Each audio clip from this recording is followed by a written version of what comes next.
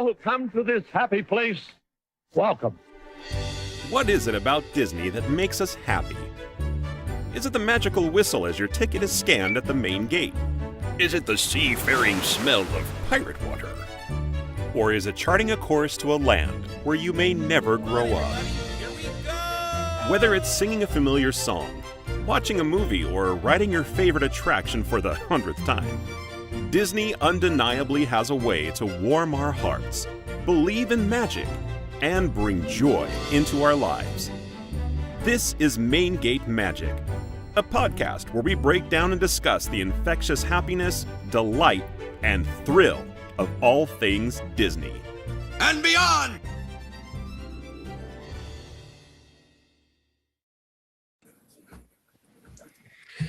Good evening, everybody. I am beyond thrilled to welcome you all to a very, very special episode of Main Gate Magic. I'm going to do a little rearranging while I'm introducing our very, very special guest today. We have Mr. John Morris in the house, the voice of Andy from Toy Story. Welcome, John. We have Emily Ricks, the voice of Bonnie from Toy Story. And we also have our returning favorite, Mary Gibbs, the voice of Boo from Monsters, Inc. I am so proud and happy to have you guys all on here at once. Thank you so much for being here. Thank you for having us. We're so excited. Yeah, thanks for having us. Absolutely. This has been kind of like a long time coming. Now, we've had you guys each individually on the show. And each one of those episodes was wonderful. I feel like I'm going to be kind of like on information overload today. But I'm going to try to keep my questions, zipped for this time because I've spoken to you guys a lot and we have other information for you on prior shows. And maybe just kind of like have the co-hosts ask some questions. We'll go to the audience for some questions. The chat is already pretty full at the moment. So I'm happy to see so many faces in here. I see at least 17 watching. So that's a pretty good count. That's a pretty good count for one day. But let's just kind of do an introduction for those who have never actually met you guys before. Go ahead and give us a little bit of background on who you are, your character that you play, and let's just say, like, what is your favorite aspect about that character that maybe relates to you in a way? John, start with you. Okay. Thank you for having me back. Happy to be here. John Morris, a professional voice actor, most well known probably for the voice of Andy in the Toy Story franchise. Also voiced Santa Boy in The Nightmare Before Christmas and Pepperoni in Lego Island, and then a bunch of other small projects and commercials that no one seems to care about, which is fine. And it's true. A lot of commercials, but probably couldn't even name them all. What I love about Andy is he's a good kid with a good heart who loves his toys. And he's just so kind and warm and generous. And I love that about Andy. Yeah. You also, if I remember correctly, had some toys when you initially started doing your voice recording at Pixar, at least for the audition, correct? Yes, X-Men action figures. Yeah, I brought my favorite toys at the time to the audition, and then I started playing with them and voicing them, and they later said, that's how we picture Andy playing. So that got me the job. Awesome, great answer. Emily, your turn. Hi, guys. My name is Emily Ricks. Jason, thank you for having me back. You might know me as the original voice of Bonnie from Toy Story, the little girl who got the toys from Andy. I played her from ages 8 to 14. I was super lucky. I'm an actor, a music artist. You may have recently heard my voice in the video game Crystal of Atlan as Jody. And I'm getting ready to release an EP. So that's kind of what I've been up to. Congratulations. That's amazing. Thank you. How soon? In the next 3 months. And it'll have a video portion of it as well that I'm getting ready to announce and super excited about. Congratulations. Wow. Thank you. Congratulations. Thank you. All right, Mary, last but not least, go for it. Hello again, everybody. My name is Mary Gibbs, known as the voice of Boo in Monsters, Inc., and then also Baby Riley in Inside Out. And Yeah, those are the big roles. Unlike John and Emily, I don't act anymore. I'm a massage therapist, hence the scrubs. And it's students studying acupuncture. So that's kind of the realm I live in now, but still cool to have been a part of such a big Pixar movie. So yeah. Don't be modest, Mary, because you do actually do a little bit more voice acting now. You That's have. true. I have, yeah. That's hopefully one of many more, but yeah. Yeah, and Janelle's son, Heroes of Extinction. I have the proof right There I here. am. There you are in the Yay! A lot less hair ago, or but Yeah. Iconic. But does the background look familiar? I mean, it was actually right here. So fun. And that was actually, Nice booth. I mean, other than being booth, that was my only other time in a official recording studio. So that was Oh wow, that's awesome! And you did amazing too. I mean, you had so much talent that just needed to be pulled out a little bit more, and I remember one got time what we needed. we're in there like yelling at each other, trying to. We were, yeah, we had a scream session. It was pretty fun. I enjoyed it. All right. So I actually do have a lot, I want to address the people in the audience. There's a lot of people that are saying hello. Guys, I want to put everybody's hello on there. But I'm just going to say we've got a lot of time here and there's going to be probably a lot of questions. I only have like maybe 1 or 2 questions from you guys so far. But if you haven't put a question in there that you would like to ask, or even just say hello, let's see, Falling with Style. I love that. 1995 says, hello, Emily, Mary, and John. I love that name. That's not flying, it's falling. It's style. Yeah. So say hello, guys. Ask some questions. Anything you want. How did you get your role? Do you guys go to Disneyland? What do you eat for breakfast in the morning? Whatever. I mean, I'm sure these guys are pretty open and they'll be able to, share with you guys what you want to ask. And the first one, of course, right off the bat is our buddy Shamim, the autograph king. And I know you guys all know who Shamim is. Shamim. So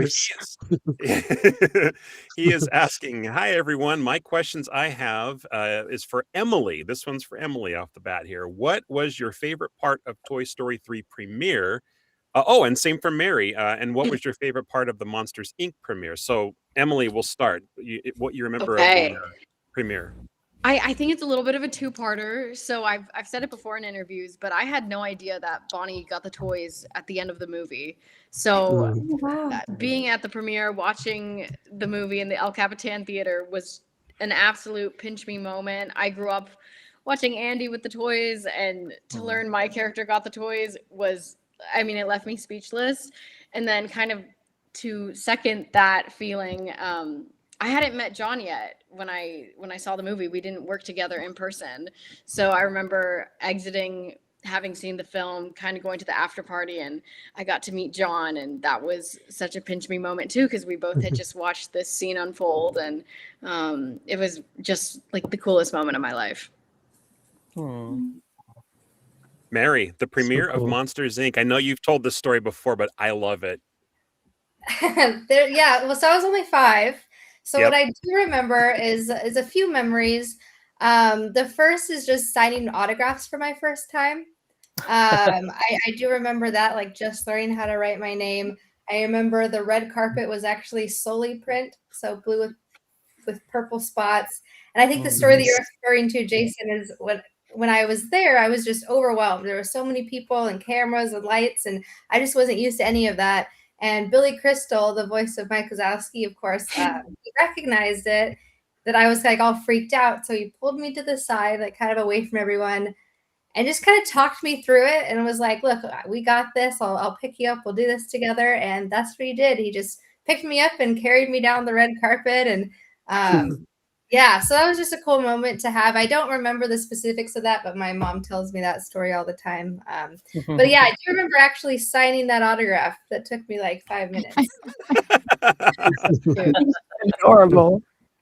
Was that your first official autograph, do you think? That's probably another question that Shamim would love to know. Yeah, well, I remember the big movie posters. There was like a stack that all the actors signed, and I remember signing those at one point. I don't know what came first. But I remember like one girl specifically who was around my age, I actually wrote Mary Gibbs Boo, and I'm pretty sure that's the first time I did that. So awesome. I'm sure, probably first official autograph. Sweet. All right, so we're going to switch back over to the co-host now. Thomas has a question. So yeah, it's great meeting you for the first time. No, just kidding. I was just wondering what it was like overseas at your recent conventions. I saw you took like some pictures in Ireland or something, and like, what was it like meeting the original gangster Veruca Salt? You know, like Julie Don Cole. How was that? I know Thomas has been dying to ask that question. I've been trying to ask it for like weeks. We had a Willy Wonka episode. It was a wild card episode where we talked about all the different Willy Wonka movies, and it was a lot of fun. And Veruca is you mentioned Veruca as like that's your person, right? I mean, I don't think I'm a brat, but like I just like her character and her song. So yeah. So talk about your trip to Ireland, guys. Let's hear it. Who should go first? Who wants to start? You want to take it away because we answered the last question? Oh, maybe I'll jump in, especially because sure. Well, we're all friends with Julie now, but I've known Julie a few years. Julie Don Cole, Veruca Salt. The thing that strikes me about Julie, and I've told this to her face, is Veruca's not very nice, but Julie's really nice. Julie is lovely. She always like brings us tea, and she's so lovely. She's just a lovely woman from the UK. And she said that she kind of modeled her Veruca Salt after other girls she knew growing up. She kind of like took them to the extreme. So I thought that was interesting too.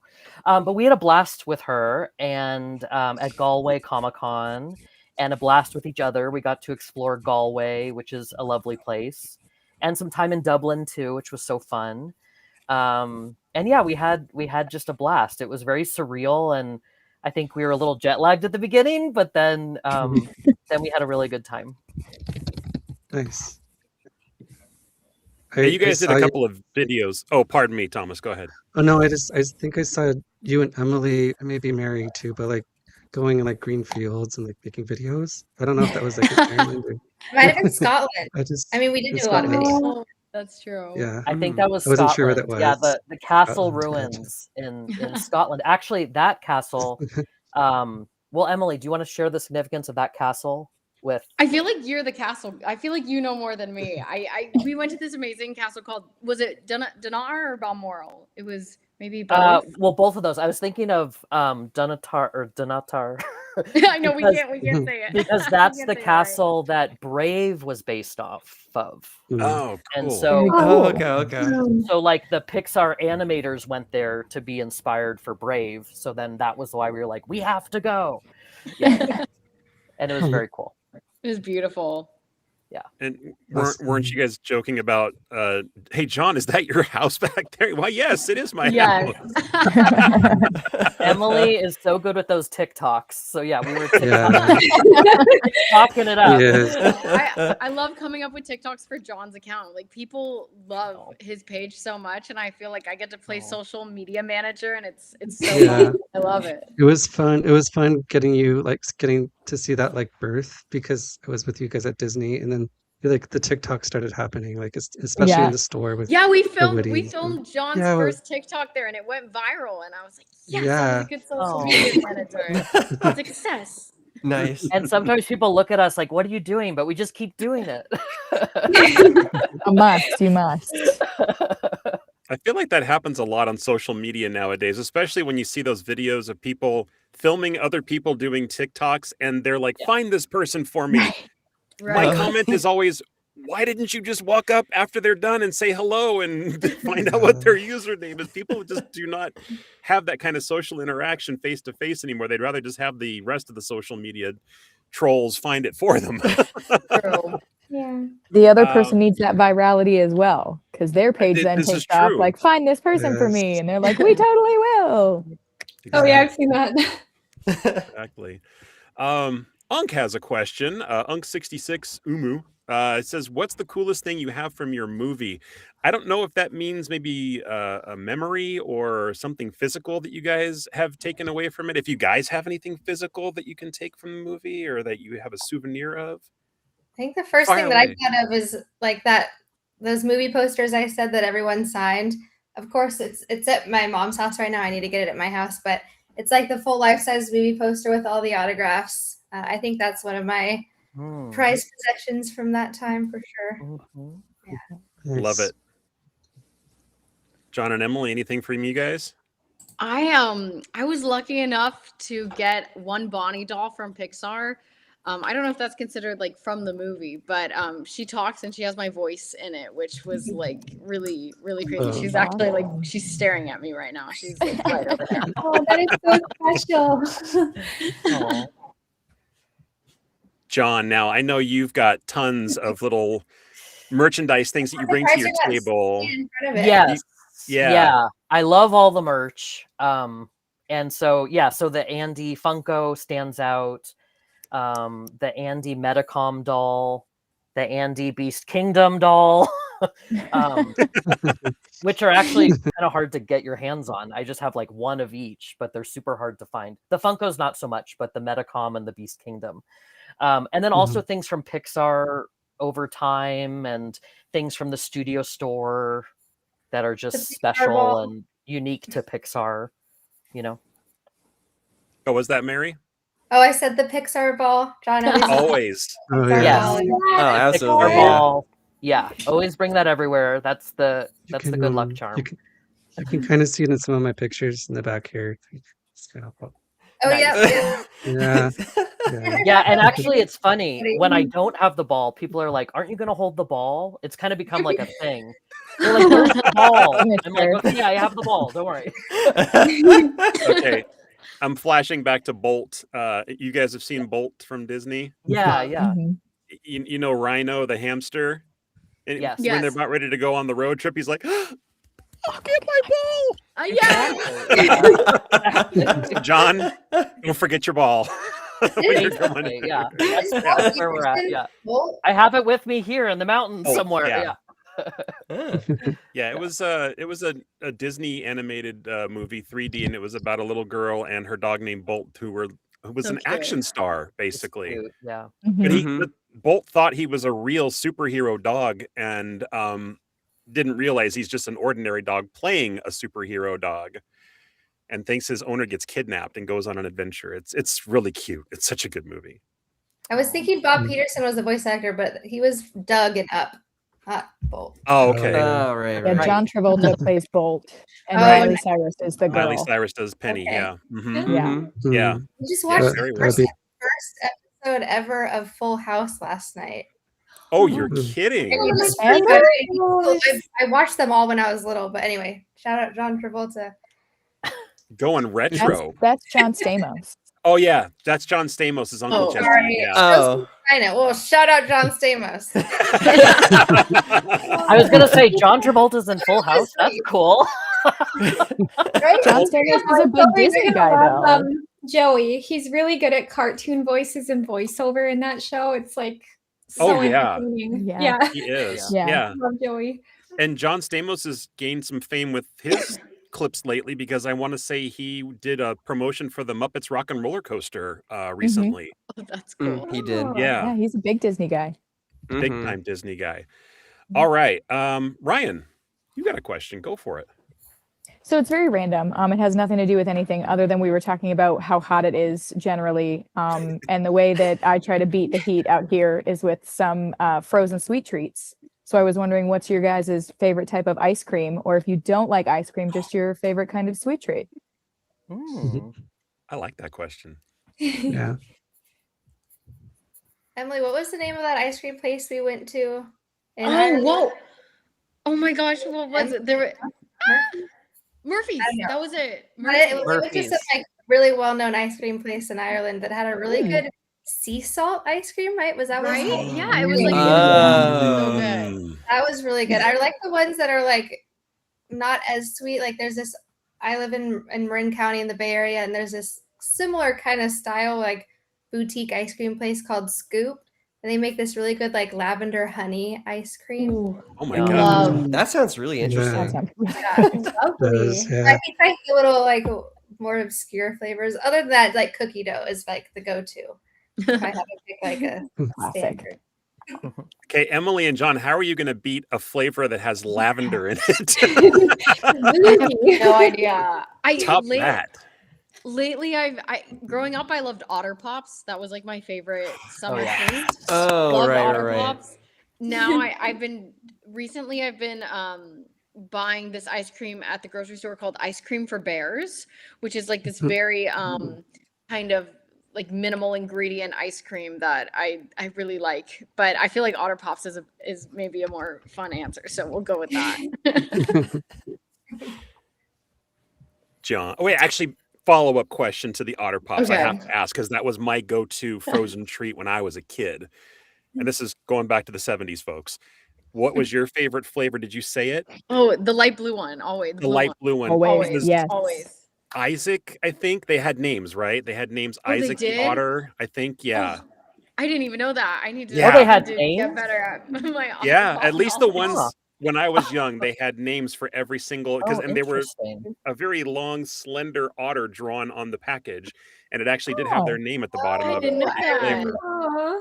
Yeah. I like like the those. light Start blue with just one. waiting for it to melt and drinking the juice. Yes. Yes. Oh, yeah. Yes. Okay, dang it. Now I got to go find some Otter Pops. All right, John. Sorry, your turn. I'm a non-dairy person, so I'd say mango sorbet, raspberry sorbet, and Dole Whip. Ooh. Oh, okay. Oh, yeah. Classic. But not in that classic. Dole order. Whip. Dole Whip is first. Dole Whip, Okay. mango sorbet, Mm. raspberry sorbet. Yeah. As it Yeah, should be. I agree. Mhm. My the place I go to the gym, they have a deli, which is interesting, kind of opposite, but and they just started serving Dole Whip. And Oh, it's no. like, what are you? Yeah, it's like, what are you doing to us? So now everyone's like on the treadmill, like, I guess I'll earn that Dole Whip, or I, Right, earning the Dole Whip. yeah, it's just interesting. Yeah, and news has spread. Everyone's like, did you hear about the Dole Whip? And it's funny. Dole I Whip do have to say, I said it in the chat, but I have to say, I love that we've basically Mike Wazowski'd Mary over here. Oh. Oh, no. I didn't even realize. got it. Oh, Oh, there we go. yeah. Let's take care of that.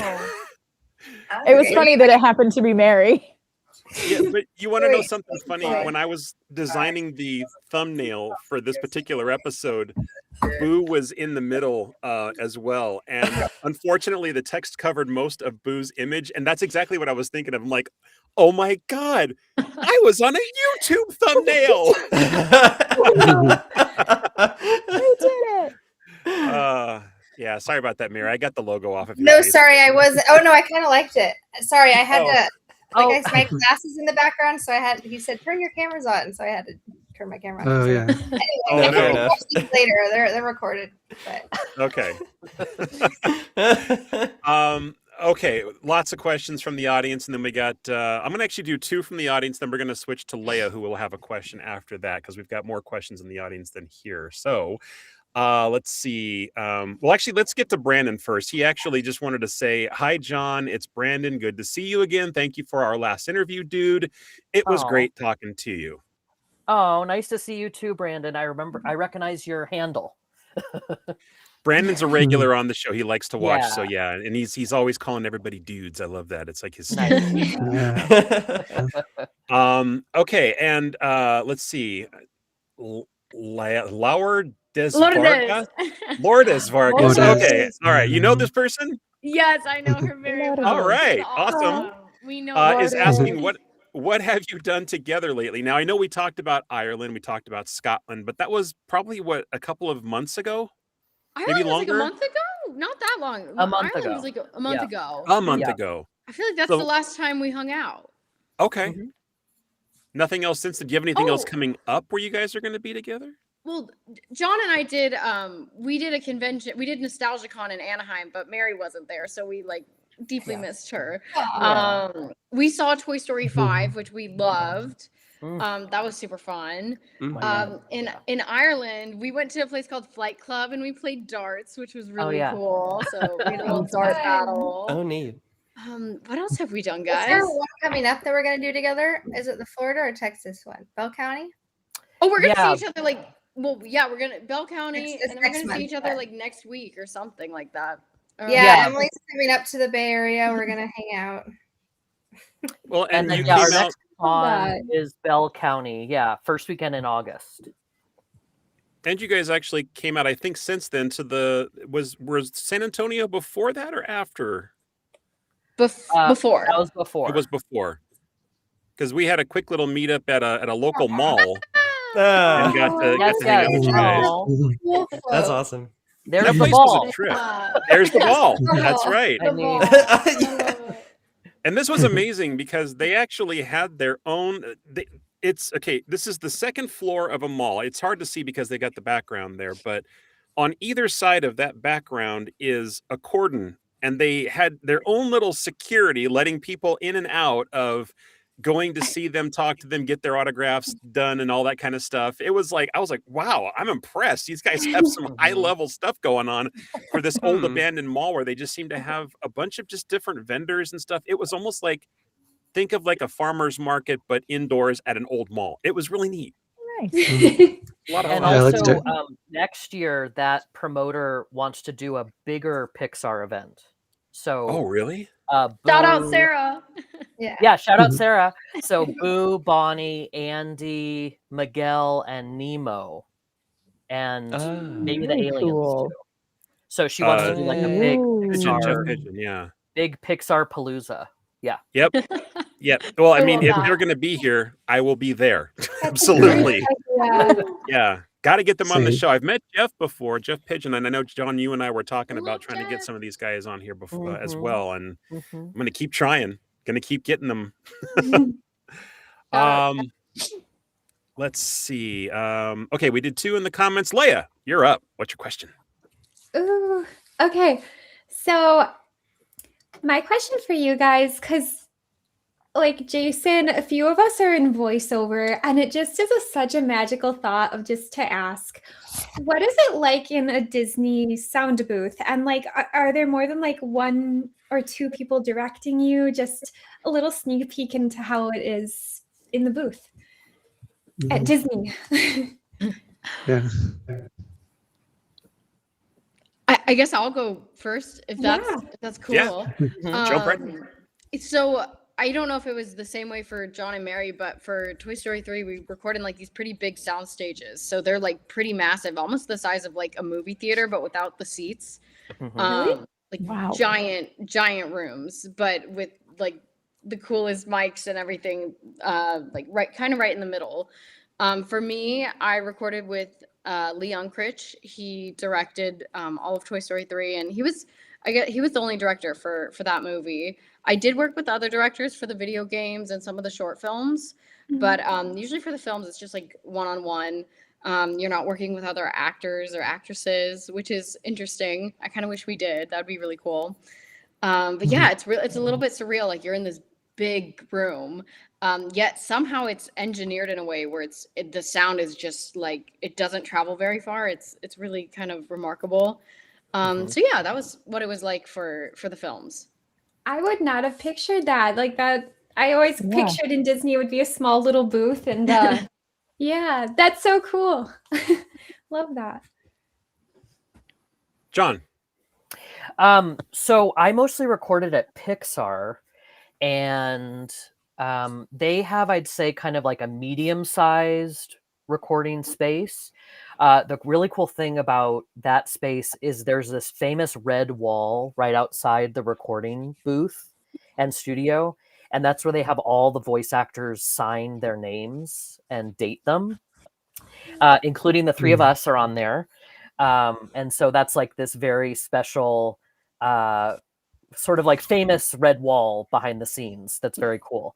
And then especially I remember the recording sessions for Toy Story 3 and 2 most vividly. And I just remember them, obviously they're just the greatest directors. And then also them just saying, like, we want to help you in any way we can, like showed me drawings and storyboards and renderings. And sometimes they had toys in the booth because they just want to help help me bring Andy to life in the best way that I can. Mhm. So I always just felt very supported, and but it felt very small. And like Emily was saying, like just director, maybe producer, just a small team, and then the premieres and everything feel so big, and events feel so big. So it's interesting. Yeah. That's cool. Now, Mary, I know that you were very young when this happened, but you have seen footage of yourself recording when you Yeah. were little. Did that ever spark a memory and make you think of like anything that when that happened? Well, yeah, even before like watching those clips, I have little like flashes of memory. I know that I did record, and probably the same for John when he did the first one, was when Pixar was, it's now in Emeryville, a huge studio, and it was in Richmond, like a smaller brick building. So I remember the room not being huge, but I know that there was a decent amount of people in there for me. So I remember my mom said when they wanted to bring me into the official recording studio, she saw how many people were there. She was like, "Is this all for my daughter? Like she's gonna freak out." I mean, I didn't, but I know like it was definitely Pete Docter, the director, was in there. I'm sure my parents were with me. I know like it wasn't just me speaking into a microphone like it traditionally is. They had a sound guy tape a microphone to a boom and chase me around. It was definitely a little more unique recording situation. They had to kind of, figure out how to manage a 2.5 to 3-year-old. But yeah, I just remember like running up and rolling around on like the foam walls. So little memories. And yes, those videos, especially like there was one that's been circling around recently that definitely like sparked some memories. I wish I had more, but it's nice that it's there's recordings of it somewhere. Yeah. Well, with that, thank you guys. The Autograph King is got a question, and it kind of rolls into that particular video. John, how was the Pixar archives? And we will actually show that video in just a moment. But John, go ahead and pick the answer to that question before we roll it. So the Pixar archives are incredible. So Mary, Emily, and I were lucky enough to go there. I guess it was in November altogether. And we had a tour, and then they pulled out some really special objects for us related to our characters. And then Mary, like work that her dad had done and photographs and things. And then I actually happened that day to bring an article from 1995 where I'm in the newspaper, and I just gave it to them. Like, do you want this for your archives? And then I mentioned to Christine there that I have more things. And she was like, we'd love your things. So then, I went through like 5 boxes of Toy Story stuff and limited it down to 1 and brought that box over to give them things. And that was really, really special. And the cool thing was, which I wasn't even expecting, is there were like magazine articles and magazines and things from the 90s that my parents had kept. And the archivist said like, oh, actually your copy's better than our copy. So oh, wow. we're gonna like use like your copy for exhibitions and stuff. So that was kind of an unexpected thing. I didn't know what they were going to take, and they took most of it, and it was awesome. Yeah. Fantastic. The only video that I had, I tried to download a copy or record a copy. They're very strict on Instagram. So I'm just going to go ahead and play the video directly on the Instagram page for Pixar. And here it is for everybody's enjoyment. Wrong. Grab your tissues. Yeah. This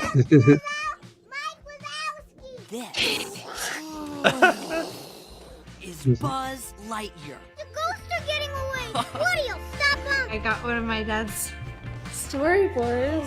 Oh my god. Tattooed. Wow. I saw that. With his signature.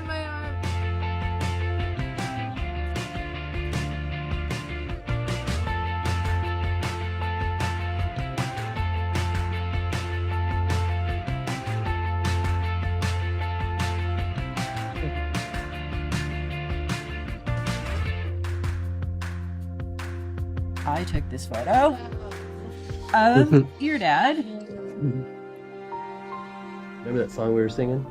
La la la la la. La la la la la. Do it again. With La lots of la mouths. la la la. It's always happening. Okay, so then. Oh, thank you. Also, I think I need that. Was there a comment? I'm sorry. Did I hear a comment?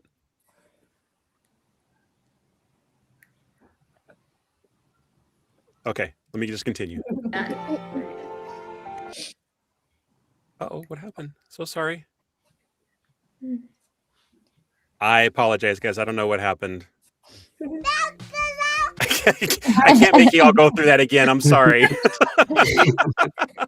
There was more, but that was the majority of it. Because unfortunately I don't have forward or rewind controls. I'll give everybody a minute to recover from that, and just say that was. And I don't know if you guys. I know you guys were all watching the video, but there was tons of comments in there. I made a comment about how special that was, and that it was just, even though it was only like a quick little 3-minute video, it was so special. I loved the look on every one of your faces, the wonderment, the magic, just the awe of what you were seeing, probably for the first time in forever, right? And it was beautiful. It was absolutely beautiful. I have chills. Oh. It was really cool because I grew up, my dad worked at Pixar pretty much most of my life, and I've been to Pixar so many times, and I had no idea about the archives. So when John arranged this tour for Pixar and that was a part of it, it was just like, yeah, we were just all in amazement. I think it was really cool experience.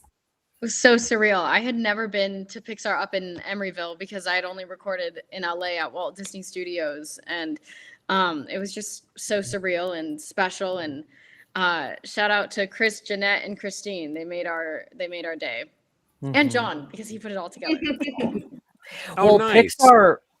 When I was talking to them about us coming, like, it was their idea. They were like, "Oh, you want to, you probably want to visit the archives and see some things about your characters, like design stages." I was like, "Oh, we'd love that," like, and so then they pulled out all these really special things. Yeah. Yeah, John, I love that your head was just like resting on the table like this, and you were just like soaking it all in. And like when she took him away, I was like, "No, don't take him away! I just want to." And like it's an early Andy where he has glasses. It's so interesting. Yeah, I was it was a noticing the little glasses. clay sculpture. I thought. Yeah, early days he had glasses. It's just like a fun little detail. Yeah, I've never It seen looked that. like you now. Right. Yeah, exactly. The glasses. Okay, there's guys in the audience. There are tons of questions out there. I will try to get to as many of them as I can. I don't know if we'll be able to get them all before the end of the show. But I do have a good question here from Falling with Style, which again, love that name. Now that you have gotten a chance to see Toy Story 5, what do you think of the film? Now, John, I think you already said that you loved it. Loved it. 5 stars. 5 out of 5. 5 stars. Really? Okay, Yeah. that's great. And I have seen a lot of other people online. Yeah, have been saying it's wonderful. I haven't had a chance to go out and see it yet, but Thomas, you saw it? Yeah, I agree. 5 out of 5 for me too. Yeah. Okay. By the way, Jason, what are you doing? You haven't seen the film yet? I have not I seen the know. film yet. I have been ill the last 6 days. Oh, honestly, So, fair. Yeah. Kind of same here, to be honest. So I know the feeling. But yeah, I've also I seen haven't Toy Story either. 5, and I adore it. It's so good. I was telling Ben I that have I kids love and I haven't seen it. One of my favorite parts was Interesting.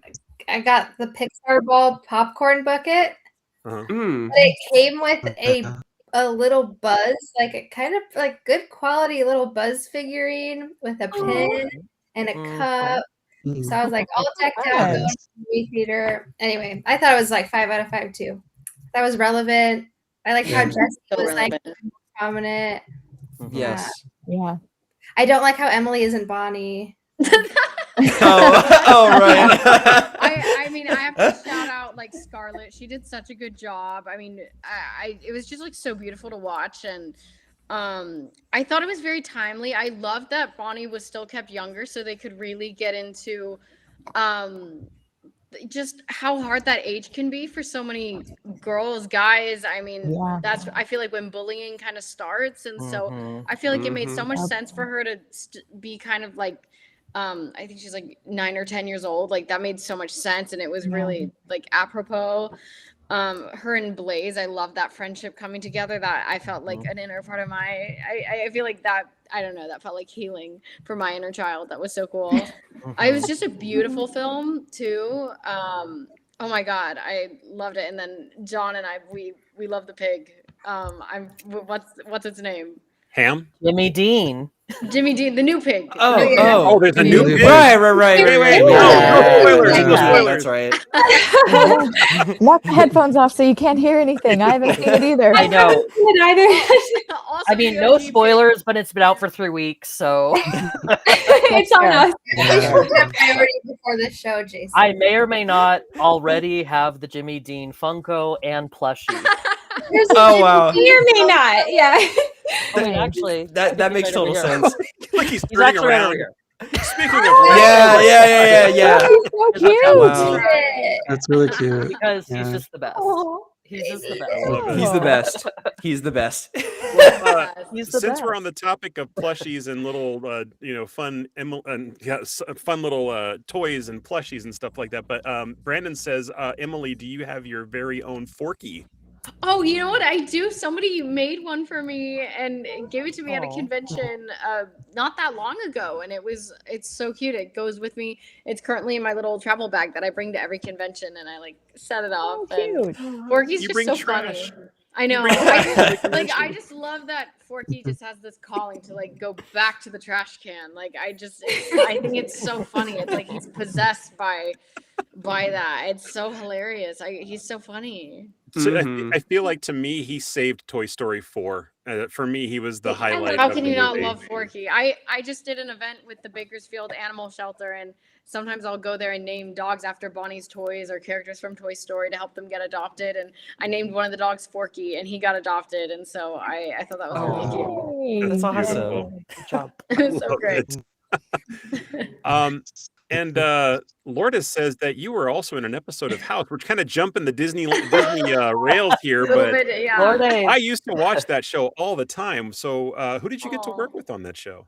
I played Rachel Cuddy, so I played House's daughter in one of Oh the my like God. dream sequences. So I worked with him, Robert Sean Leonard, Wait, what Lisa episode is this? Edelstein. I have to watch It's in it. like I think it's season 8. I don't know the name of the episode. I should know that, but I think it's one of the later seasons, and it was such an honor. I mean, working with Hugh Laurie was crazy. He's just a fantastic actor and human being, and as a kid, I didn't realize the gravity of that show. But something that was cool is like my dad was a doctor and he used canes, and he actually had collected canes, kind of like House. And I have like a cane tattoo now. So it's kind of like I don't know, like invisible string theory, I guess. It's like there's just these random connections through life that are Yeah. kind No, exactly. Degrees of separation kind of thing. Yeah, absolutely. of crazy. I love that. Let's see. Unk's got a question. What is one cause, I guess this is for everybody, that you feel passionate about? This could be for everyone, including the hosts. Okay. Example, mine is autism acceptance. So yeah, let's kind of go around and give co-hosts and myself a chance to answer too. But we'll start with our guests. Mary, we'll start with you actually. Okay. What, you didn't think you'd be on the spot on this show? Come on. Right. I mean, my first thing, it's not necessarily a cause per se, but I'm studying acupuncture. And so I think I've always had a passion for like integrative healthcare. And I'm all for Western medicine. Like I've gotten back surgery. I think it's great when you need it. But also I think like preventative care, and I've always been into like herbal medicine and just different types of therapies I think are important to like gain knowledge about and people to use. So that's the first thing. It's not really a cause, but it's just like an avenue that I like. Like it. Love it. Yeah. John, why don't you go next on this one? So Emily brought up animals, and I mentioned to her I want to partner with her on future events with them for sure, because definitely care about animals. Animal lover over here. And also I've been working a little bit with Make-A-Wish, and then I might start working too with St. Jude's. I'm kind of talking with them. So I'd say children's health and wellness and animals are two important causes to me. Emily. I feel like I definitely have a few. I mean, obviously animals. I myself have dealt with something called Ehlers-Danlos and a few other chronic illnesses that left my colon paralyzed a few years ago. And through that journey, I've met so many other people who have similar illnesses or the same ones. And there's just a lack of awareness for specifically like digestive disorders. And so that's something I care very much about and helping raise awareness for. So that's a little bit of a cluster of things, but I would say very passionate about raising awareness for that. Sweet. Ryan. Nice. So I guess for those who don't know, my day job, I work for Family Services here in Clark County, Nevada, Las Vegas. So, child welfare is very near and dear to my heart. When I was a sophomore in high school, my aunt and uncle in Arizona actually adopted 2 kiddos out of foster care. And that's kind of where this whole, I was 16-ish years old. I'm very much not 16 now. So for more than half my life, it's been my passion, and I'm lucky to get to be a part of that realm and hopefully make some small difference, positive difference in my community. So yeah, child welfare. Ben, why don't you go next? Oh, wow.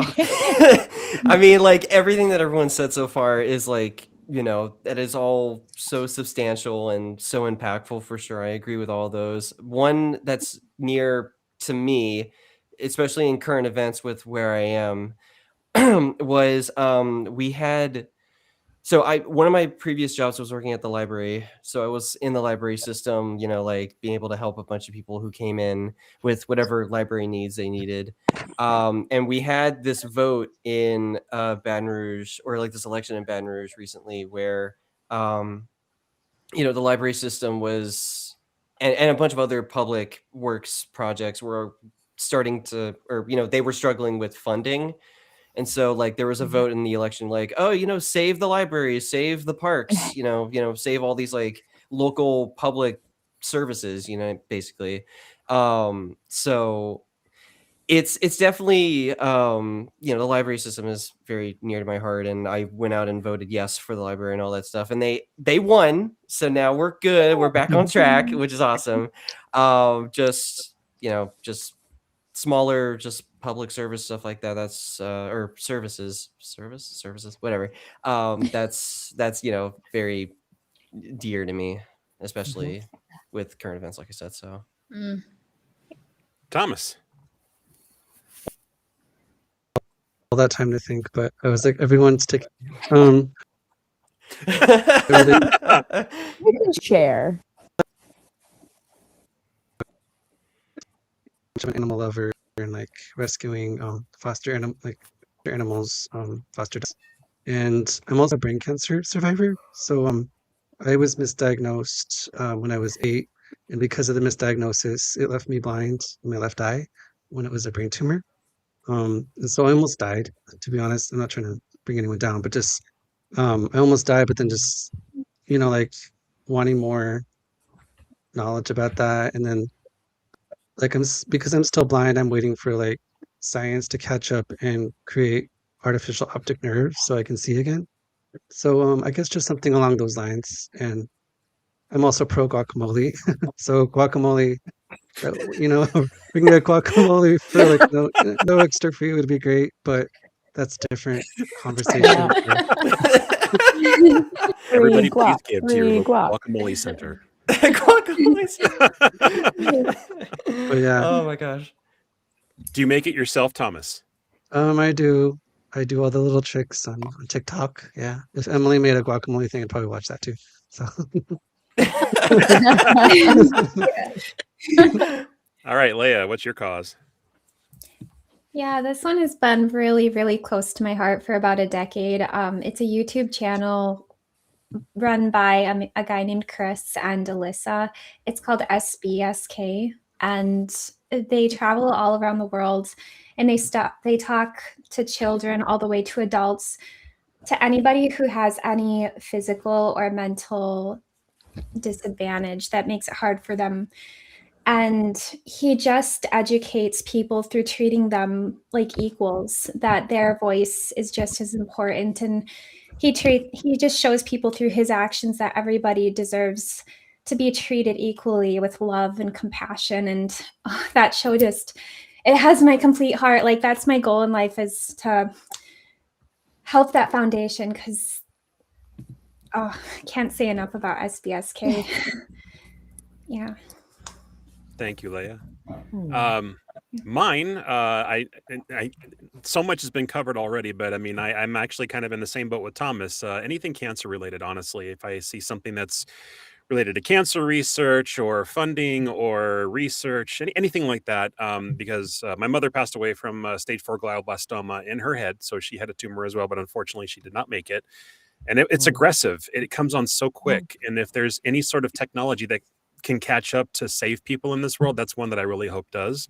Not to mention that there is a history of cancer with the men in our family as well.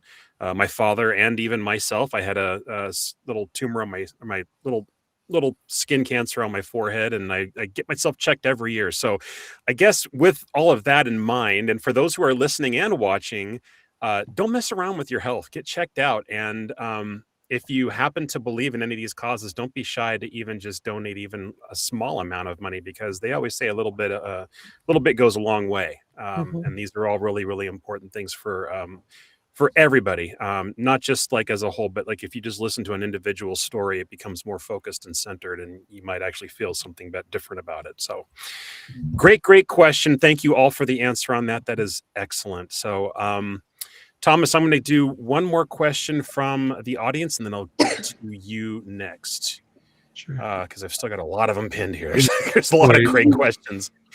Let's see. I'm trying to get to some people that have not asked questions yet. We'll go to our buddy Andrew. Andrew's in the house. Andrew. And he says, for each of you, what is the one thing that you absolutely have to do when you go to a Disney theme park? Not necessarily a ride or attraction, just something that is a must-do activity. Who wants to go first? Emily. I always have to get a churro and a Dole Whip. Both. Yeah. That's where it's at. I see Ryan with the snaps. Yeah. Yes. Yeah. Next. Mine is a ride or an attraction. Besides the Monsters Inc. ride, of course, I always have to ride the Pirates of the Caribbean ride. Caribbean? Pirates of the Caribbean. You ride it. Have you seen the new animatronic that they added? Oh, I don't think so. If they when did we go to Disneyland? December. Yeah. Is it newer than that? Yeah, it was just added within the last few weeks, I think. Yeah, like super recent. Yeah, it's getting a lot of flack from the public. It's the skeleton that was sitting on the big pile of gold is now an animatronic, and it has a face that changes from a skeleton to a regular pirate face, and it's gotten a lot of criticism from the social media networks, and I'll leave it at that. You guys can look it up at the end of the show. I don't One of my favorite things is that there used to be more, but they kept getting stolen, but there is a real human skull in that ride. I think there's actually more than one. I think there's more than one. I know there used to be like a handful but yeah, there's at least one. The one that I know just the one left. Really? The one that's on the bed, right? Yeah, isn't it on the headboard? It's like a skull and crossbones. I think that's and you can kind of tell because it's like dirty, It's weathered. Like Right, exactly. But all the other ones look sort of fresh. It looks like real old bones. Yeah. What? John, what about you? Definitely Dole Whip, definitely Pirates, definitely the merch. Love to see the merch. Need to see all the merch. What's happening with the merch? The pins. And actually, my recent favorite is to go to Star Wars Galaxy's Edge at night. Ooh. Oh yeah. I feel like that's the time to go at night. It's like a different experience, I think. Exactly. Have you been since they started introducing all the original characters like Darth Vader, Luke Skywalker, Princess Leia, all that kind of stuff? I don't think so. I did meet Ray and Oh, okay. saw Chewbacca, but I Mm-hmm. haven't seen the others. If you ever get a chance to see Ray in Galaxy's Edge, I'm curious because they have a couple of different actresses or cast members, if you will, that portray her, and the one that I saw once, who was just phenomenal, did the accent perfect, looked just like her, and she had the real hair that she could make into the little 3 ponytails in the back and everything. Yeah, I think that's the one I met too. Yeah, instead of the one that has like where you can see it's an obvious wig, and we've had conversations about wigs on the show before. Don't get me started, but yeah, those ones are the best. Real because they hair just is better. Yeah, personify it. Yes, absolutely, for sure. Hey, wigs are fine too. Oh, sorry, wigs are fine too, but for plain Ray, Yes, yes. Thomas, what's your question? I have a general question for all three of you. If someone like me or someone in the audience or one of us wants to get more into voice acting or acting as a profession, I guess just voice acting we could talk about. What would be a good way to start and like kind of getting your feet out as far as making it a profession?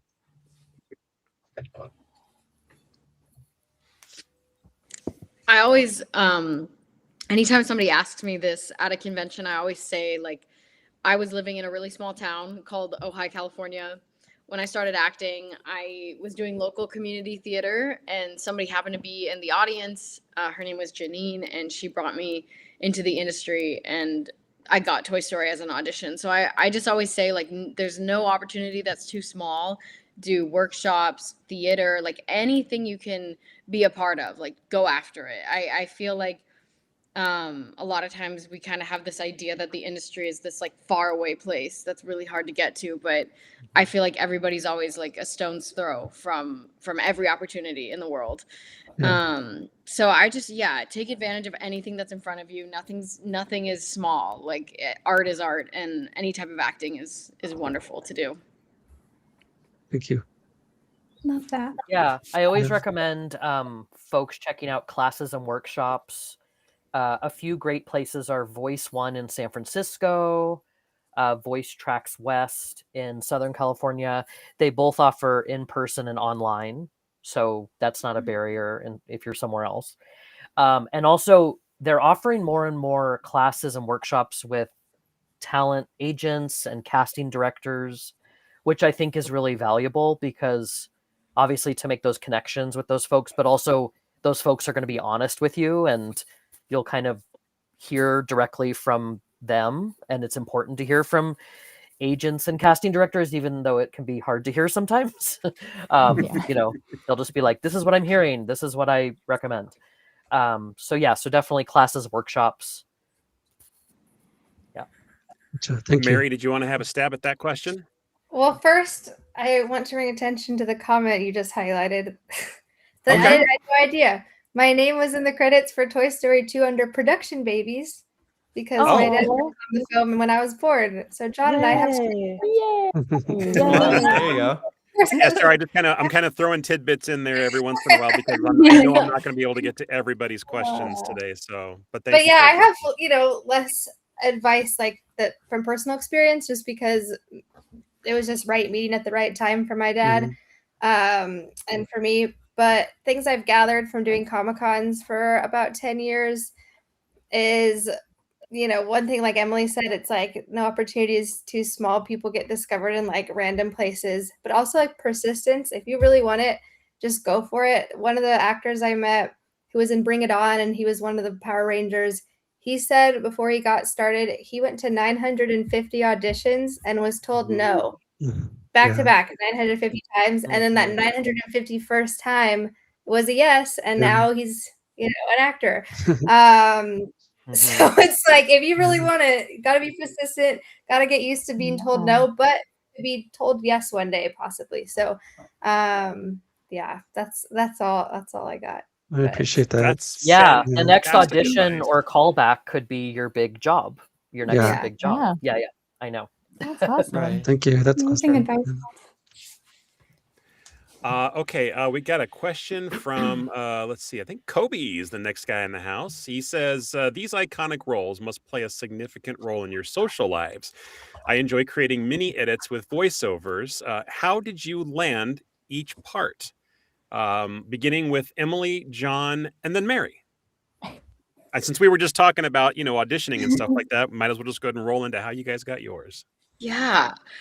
So I was doing community theater. A manager spotted me in one of the like matinees, I think, and she kind of asked me like, "Do you want to try on camera acting in LA?" And at the time, I was 8 years old, and I didn't really know what that meant, but I decided to take a stab at it and try it for fun. And she brought me to an agency called CESD, who I'm still with today, and got really lucky. And my first audition was for Toy Story 3. So there was like I feel like a mixture of serendipity and kind of also, like you said, Mary, like right place, right time, and got connected to this incredible person, and she kind of brought me this opportunity, and then happened to get the Toy Story audition. So that was about it. And then I think I had 7 auditions and callbacks before actually booking Bonnie. So that was just like the whole process for me. Who else was next? What was the next one? I think it was John next. I think it was me, yes. Although I always want ladies to go first, but you can certainly defer to Mary if you like. Mary, do you want to go next, and then I'll go third? Sure, why not?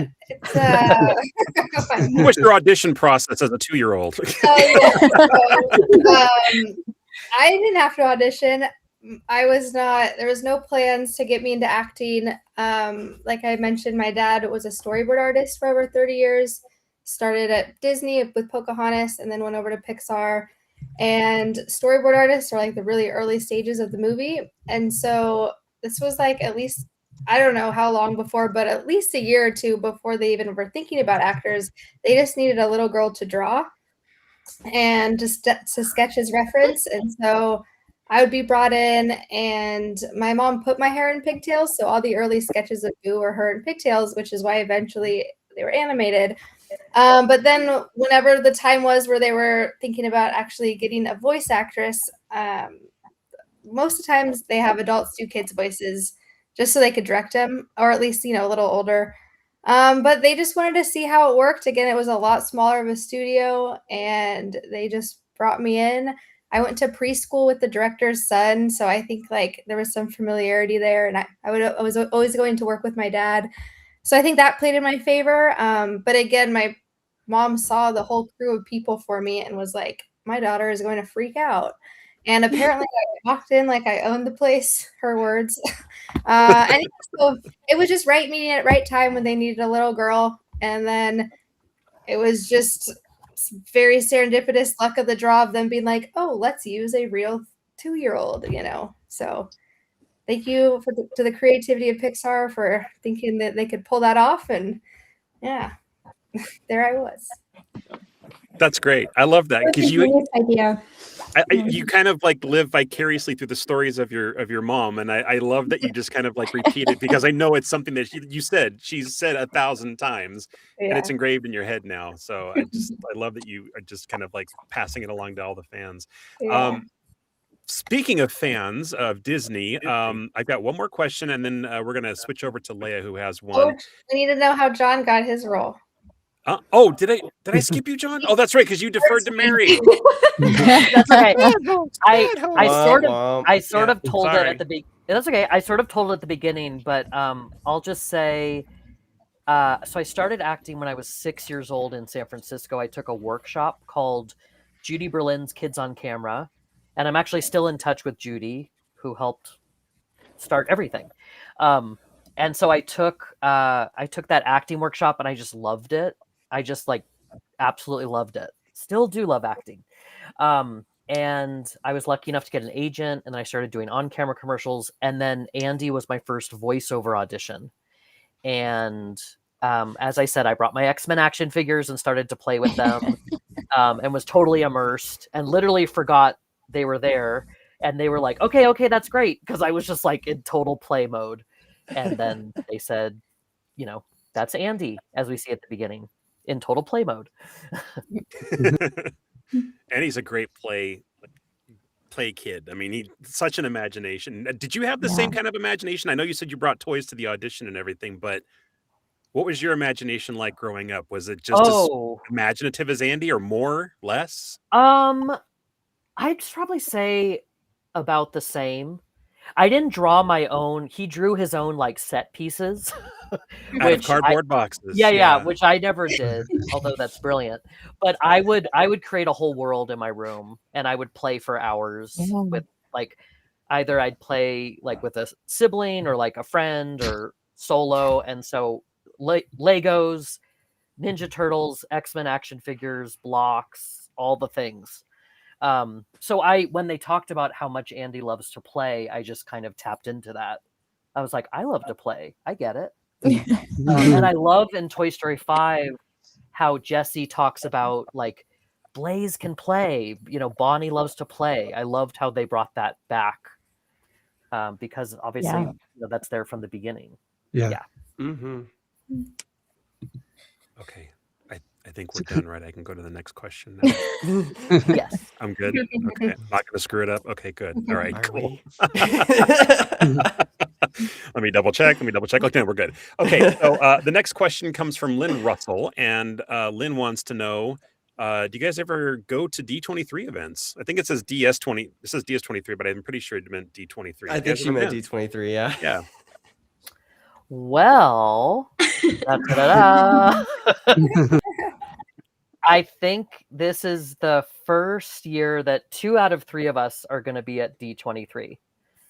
Awesome. It hasn't officially been announced yet, I guess. But yeah, but that's going to be Wait, fun. is this news premiering on my humble little show? News. On our little podcast? I think so. All right. Yeah, so 2 out of 3 of us will be there, and take a look at our Instagrams for more information and announcements. Hooray. Perfect. That's awesome. Ben is going. Thomas, you're going. Thomas right? and I and a bunch of my friends, we're all going to D23, so we might actually see you guys there. Yeah, we'll come say hi. Come say hi. Yeah, I've heard great things. So we'll try to say hi. We have a busy schedule of like being on the show floor and shopping and blah blah blah, all that stuff. Yeah, I hear there's a lot to do. So we have autographs to sign as well. So.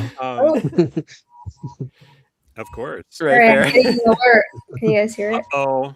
Yeah. Evacuation. Wildfire in Cavett. Anyway. Oh, wildfire. Hopefully that's not close to me, because. Hopefully. Look out your window. Do you smell smoke? Oh no. Not yet. Okay, sorry. That's why I was beeping. Yeah, unfortunately. Let's go on, Mary. What? Oh yes, exactly.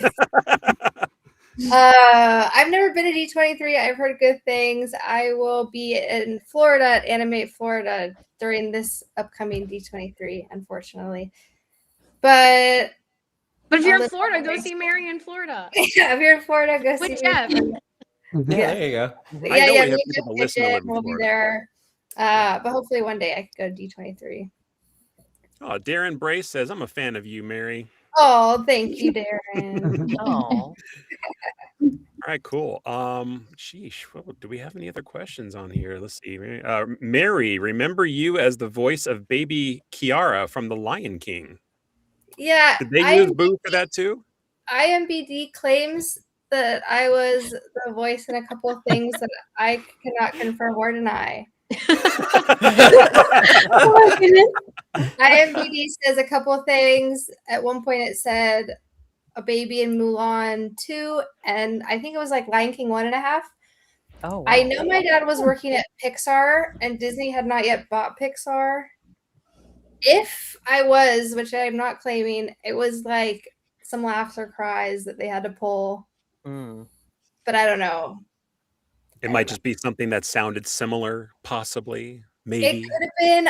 I honestly don't know. Like for Baby Riley, when they reused my voice, I was older at the time, but I had to like sign a contract.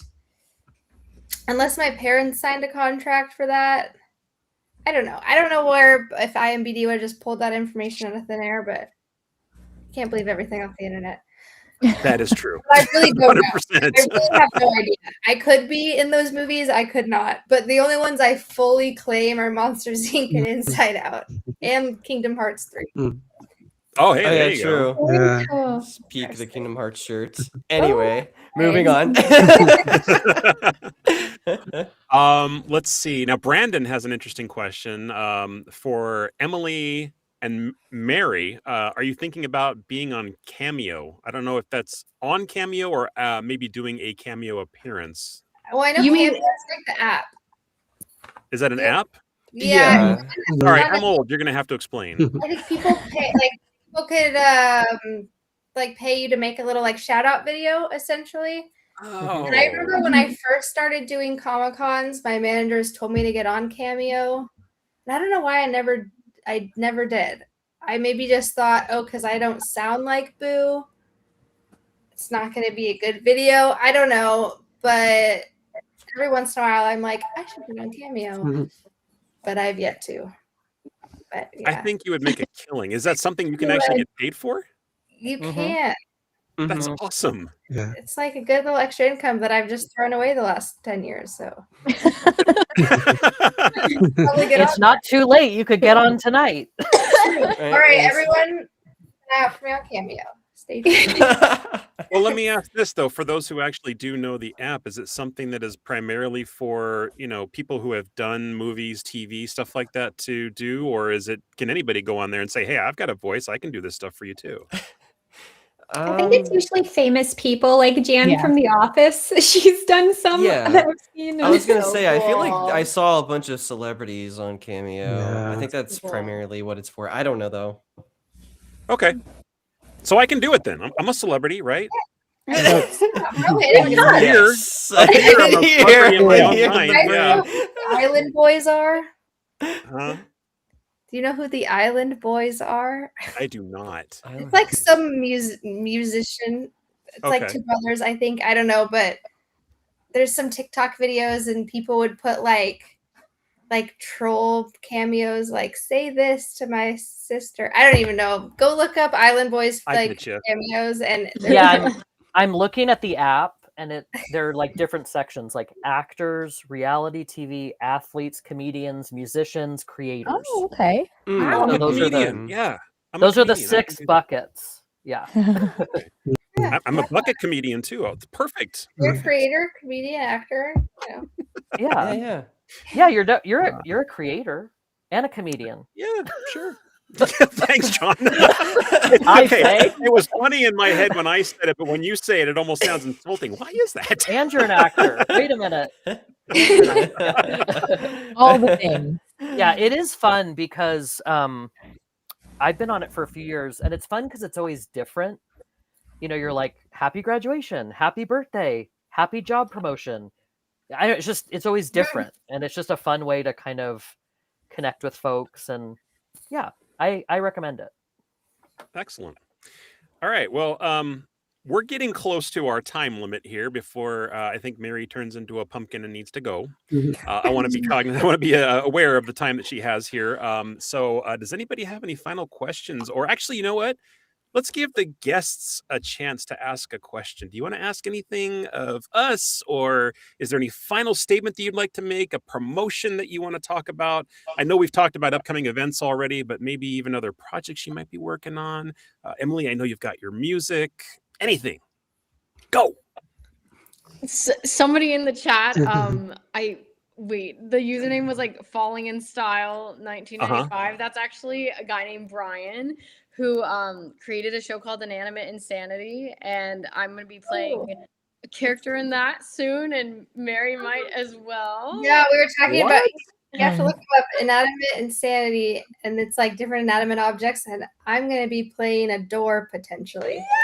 A door? Nice. How amazing is that?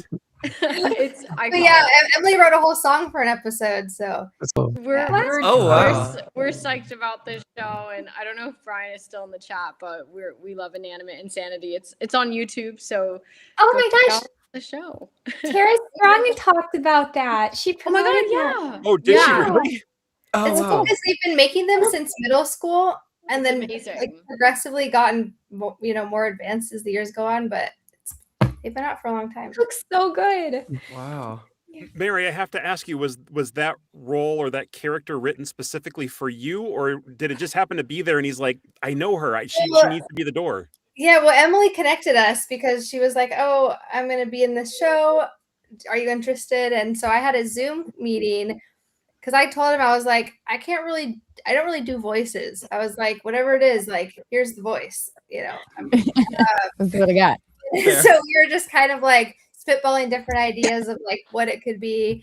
And then I threw out, I was like, I don't know if it's like weird, but like a door. He's like, I was actually thinking that too. He was gonna get back to me with like a script. So I think he's kind of writing it into an episode. So cool. We'll see how that goes. But is it going to be the door though? The pinkish purplish with the flowers? Yeah. I'm sure copyright issues would have to like switch the colors around a little bit. But is it going to be the door? I'll run it over with him. A variation of it. He's actually still in and listening. He actually just dropped a comment. Still here. Thanks for the shout out, Brian. So that is amazing. I love that. That's really cool. John, anything else you wanted to add? So folks, please follow us on our social media if you don't already. I'm at John Charles Morris. That's my hub for everything. And I know it's Emily and Mary's hubs too. I just recorded a voice for a voiceover character this past week, which was fun. His name's Long Jump Louie, and he's a high school frog track athlete. Oh wow! Right. Who does the long jump? So it's going to be in this documentary called Forgotten Schools, which is about rural schools losing their funding and closing. And so it's like an animation within that. So I'm excited about that. That comes out in October.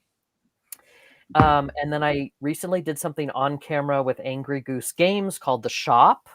That's coming out soon. And then a few adventurous ideas projects, right, Andrew? Coming up. And so, so just stay tuned to our socials. We'll announce all the things. And then, we have a few shows coming up. We have announced some of those, and we'll announce more of those. Yeah. Please do. Like John was saying, under the Venturous Ideas umbrella, we kind of mentioned it earlier, but Heroes of Extinction is one of their first projects. I know at least the first episode is out on YouTube. I don't know. Yes. I'm not going to say it when the others are being released because every time I say it, it's months. That's like you can't rush perfection or whatever the saying is. It's so good. It was so fun, and I was like, my first taste of voice acting again. And so it was really fun to be a part of that. And like John said, I think that they have a couple other, at least one other episode they're planning to write me in. So. We'll see since I am the associate producer for, or an associate producer for Adventurous Ideas, I will say that the latest for Heroes of Extinction is summer this year. That's all I can tell you at this point until I know a certain release date. Sure. Yes, and it's we've been waiting for a while, and there are new stories already in production. I know that there's some original stories still being scripted and written.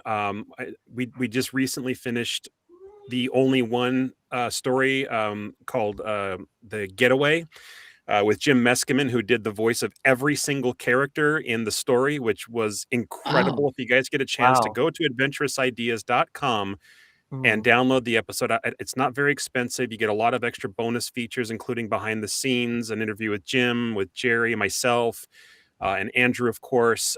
It's a lot of fun to listen to and just a great way to kill about an hour of time, guys. I highly recommend it. So there's my Adventurous Ideas promotion for the show. But yeah, it's a lot of fun. So thanks for the plug, guys. I really appreciate that, and we're happy to have your voices. And I think the ones that you're talking about, John, I know specifically the ones that we are looking at for you was for it's Extinguished Worlds, another one written by Patricia Gillum. Yep. And I get a part in that too. Is that right? Sorry? Is Dark Park I don't know, Andrew. And Dark Park. Yeah. It's another series. Yeah, it's another series. And that'll be coming out. It's been recorded already, at least the one that I know of. But there are going to be more. So it's just a new story for every episode in the title. We got another one that's called Dark and Stormy Night that's going to be coming out soon. That's really good. So just lots of fun things. Lots of fun things. All right, hogging the spotlight too much. John, Emily, Mary, I loved this. I was excited for this. Everybody here, I know, has been just looking forward to this for a very long time. And I cannot thank you enough for volunteering your time to come on our show, share some time, share your stories and your lives with us. I'm over the moon. This went better than I expected. And I love you guys. You're wonderful. And I'm so glad that you made it today. Thank you. Thanks for having us. This was so fun. And I hope at some time we can have you guys back again. Yeah. And just I'm just going to throw it out there, but the bunch of us, hopefully all 5 that you see here, are going to Disneyland in October from, I think it's the 6th through the 10th. Wait, yes. Oh. We're all trying to meet up along with some other friends. Our friend Margot Apostolos, who was in Return of the Jedi, is going to probably be there. My birthday's October 5th, just saying. So okay. Birthday at Disneyland. if you happen to be down there, and you want to get up for like a group photo or something like that, maybe we can all go on a ride together. I'm throwing the invitation out to everybody I know, so that I think we can maybe try to meet up with some additional people just besides. Can plushies come? Ask Yes. I am fine Jimmy with Dean is coming with. Jimmy Dean is more than welcome. More than welcome. Yeah. So. All right.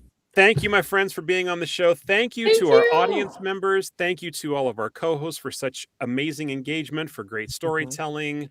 I can't wait to do something like this again. Next week, we're going to get a little musical, and I think I have to confirm with Ryan, but we're going to go ahead and let her take the reins on the music.